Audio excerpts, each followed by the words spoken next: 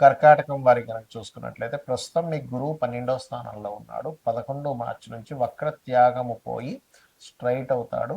June 1వ తేదీ వరకు 12లో ఉంటూ జూన్ 2వ తేదీ నుంచి మీ రాశిలోకి ప్రవేశిస్తాడు.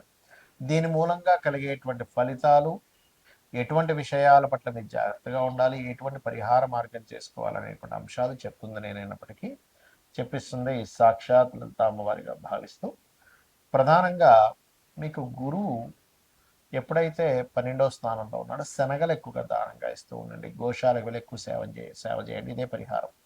ఇక మిగతా అంశాలు కనుక చూసుకున్నట్లయితే 12వ స్థానంలో వక్రత్యాగమైనటువంటి గురువు మీకు ఖర్చుల విషయంలో, ఇన్వెస్ట్మెంట్స్ చేస్తే అద్భుతంగా వస్తున్నట్టు అనిపిస్తుంది. మళ్ళీ అట్ ది సేమ్ టైం ఎక్కడో ఇదేంటి నేను ఏమైనా ఇన్వెస్ట్మెంట్ తగ్గించి చేస్తున్నానా ఏంటి అంటే నేను తప్పు దీంట్లో ఇన్వెస్ట్మెంట్ చేస్తున్నాను ఒక సంశయాన్ని గురిస్తూ ఉంటుంది. 12వ స్థానం మిథునం ఏదైతే అయిందో ఆ మిథునము గురువు యొక్క రాశుల్లో, బుధుడి యొక్క రాశిలో గురువు ఉండడం వల్ల ఇటువంటి సిచ్యువేషన్స్ అంటే కంపల్సరీ తప్పనిసరి ఖర్చు పెట్టవలసిన పరిస్థితి రావడము, వద్దన్నా సరే ఖర్చు పెట్టాల్సిన రావడం. కొంతమంది పెద్దవాళ్ళు ఉంటారు, అంటే ఊరికి పెద్దవాళ్ళు ఉంటారు. వాళ్ళు చూడండి ఒక్కోసారి వాళ్ళ స్థితిగతులు బాగోకపోయినా ఊర్లో ఉండే వాళ్ళకి హోదా కోసం కొన్ని ఖర్చు పెడుతూ ఉంటారు. దేవతా సంబంధించిన విషయాలు అంటే ఒకటేంటంటే దేవతా సంబంధించిన ఉత్సవాలు కానీ లేకపోతే ఆలయాలు కానీ పెట్టే ఖర్చు ఖచ్చితంగా మిమ్మల్ని మీ యొక్క వంశాన్ని కాపాడుతూ ఉంటుంది. అందులో ఒక్క రూపాయి కూడా వేస్ట్ అవ్వదు. మీరు వేరే వాటికి ఎంత ఖర్చు పెట్టినా వేరే కానీ. అయితే ఇక్కడ ఏంటంటే ఫస్ట్ ఆఫ్ ఆల్ ఈ 12వ స్థానంలో ఎప్పుడైతే ఈ యొక్క గ్రహం ఉందో గుర్తుపెట్టుకోండి, 12వ స్థానంలో ఉండేటువంటి గురువు ఇటువంటి విషయాలే చూపిస్తూ ఉంటాడు. మరి రాశిలోకి ఎప్పుడైతే జూన్ 2వ తేదీ నుంచి గురువు వస్తున్నాడో ఇక్కడ నుంచి కొంత అంటే స్ట్రెస్ పెరుగుతుంది, కొంత స్టెబిలిటీ కూడా అవుతారు కొన్ని విషయాల్లో. కాకపోతే ఇక్కడ నుంచి మీకు వివాహం కోసం చేసే ప్రయత్నం ఫలిస్తుంది. అదేవిధంగా సంతానం కోసం చేసే ప్రయత్నం కూడా ఫలించడానికి జూన్ 2 నుంచి నవంబర్ వరకు దీని యొక్క ప్రభావం చూపిస్తూ ఉంటుంది పాజిటివ్గా. అయితే మీకు ఎటువంటి మనీ సంబంధించిన డీల్స్ చేసేటప్పుడైనా కొంచెం ఎక్కడైనా స్ట్రక్ అవుతుందా మనం మనీ కనుక ధనాన్ని ఇక్కడ ఇచ్చినట్లయితే అనేటువంటి విషయాన్ని కాస్త చూసుకొని చేయండి. రెగ్యులర్గా గణపతి ఆరాధన చేయండి.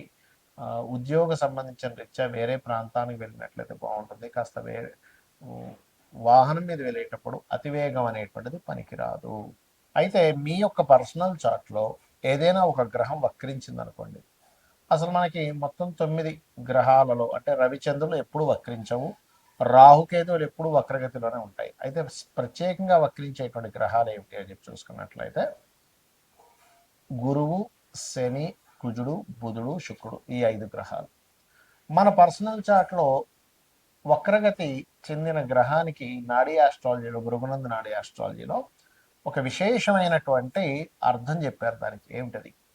గురువు వక్రించాడు ఉదాహరణకి అంటే జీవుడు తను ఉన్న ప్రదేశం నుంచి మారుతాడు ఒకటి. రెండవది తను ఏ రాశిలో ఉండి వక్రించి ఏ రాశి వైపు వెళ్తున్నాడో దాన్ని బట్టి కూడా రిజల్ట్ ఉంటుంది. ఏ గ్రహాన్ని వదిలిపెట్టి ఇంకే గ్రహంలోకి వెళ్తున్నాడు అనే దాన్ని బట్టి కూడా రిజల్ట్ ఉంటుంది.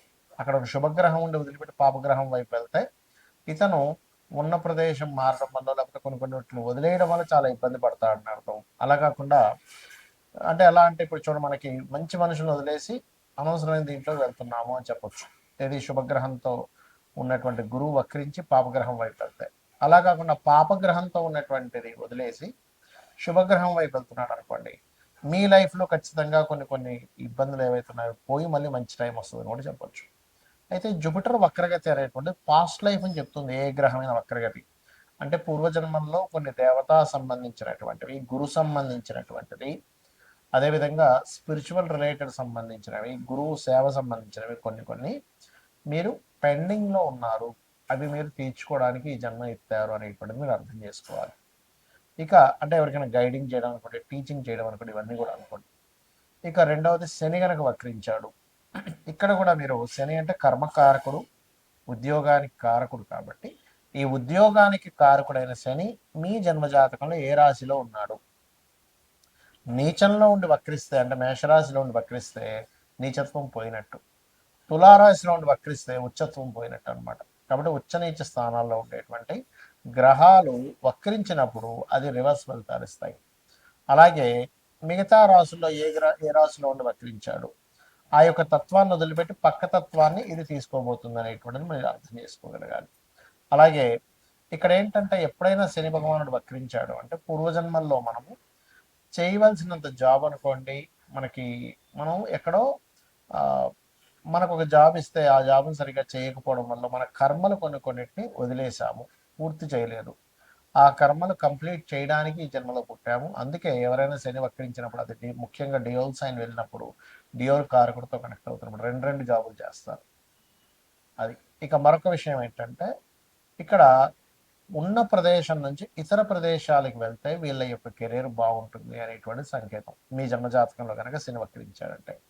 ఇక కుజుడు వక్రించాడు, అది ఉండే కండిషన్ బట్టి, అంటే ఇప్పుడు కుజుడు కనుక వక్రించి మంచి స్థానం వైపు వెళ్తూ ఉంటే భూముల వల్ల కలిసి రావడము, కుజుడు కనుక వక్రించి ఏ కేతు గ్రహంతో లేకపోతే కొన్ని పాపగ్రహాలతో కలిస్తే భూముల వల్ల ఇబ్బంది రావడము, అదేవిధంగా అన్నదమ్ముల వల్ల ఇబ్బంది రావడము, మనిషి యొక్క మనకి వెన్నుముక్క అంటారు, వెన్నుముక్కకి సంబంధించిన బ్లడ్ సంబంధించిన జీవిత భాగస్వామిలో ముఖ్యంగా స్త్రీలకి భర్త సంబంధించినటువంటి విషయాల్లో ఉంటూ ఉంటుంది. అదేవిధంగా మరొక విషయం ఏంటంటే పరాక్రమ కారకుడు కాబట్టి ఏ స్థానంలో ఉండి వక్రించాడని చూడాలి. 4లో ఉండి వక్రిస్తే 3లోకి వస్తున్నాడు కాబట్టి పరాక్రమం ఉంటుంది. అంటే ఇక్కడ ఏంటంటే అది ఎన్ని డిగ్రీల్లో ఉండి వక్రించింది, ఏ నక్షత్రంలో ఉండి వక్రించింది, ఏ రాశిలో ఉండి వక్రించింది, వక్రించిన తర్వాత ఏ గ్రహాలు అనేది కనెక్ట్ అవుతుంది అనేది ముఖ్యంగా చూడాలి వక్రించిన గ్రహం మూలంగా.